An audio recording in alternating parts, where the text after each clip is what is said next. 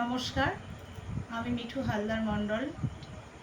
আমার লেখা কবিতা নয়নের জল 25 বছর আগের কবিতা, 2000 সালে লেখা। আমার মা গায়ত্রী হালদার পাঠ করে শোনাচ্ছে। কবিতার নাম নয়নের জল। কবিতা পাঠ করে। যখন আমি থাকিব না এই ভুবনে, তখন আমার কথা পড়িবে কি মনে?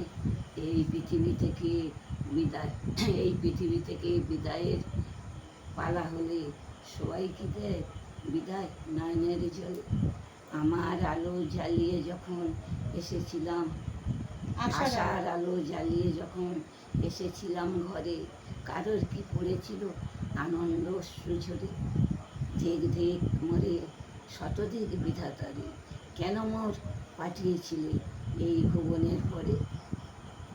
আজিয়ে আলোয় আমি সুখের প্রদীপ জেলে দুঃখের পথ খুঁজি অন্ধকারের জলে। হঠাৎ করে কেন আমার হৃদয় মাঝারে ঘনে এলো বিষাদের সুর নয়নের জলে? অন্ধকারে পথে পথে খুঁজি আজ রিক্ত হৃদয় নিয়ে, হয়তো বা হারিয়ে যাব সুদূরের পর্বে। তাই বিদায়ের বেলা একটি কথা যাই বলে, আমার কথা মনে রেখো নয়নের জলে। নমস্কার।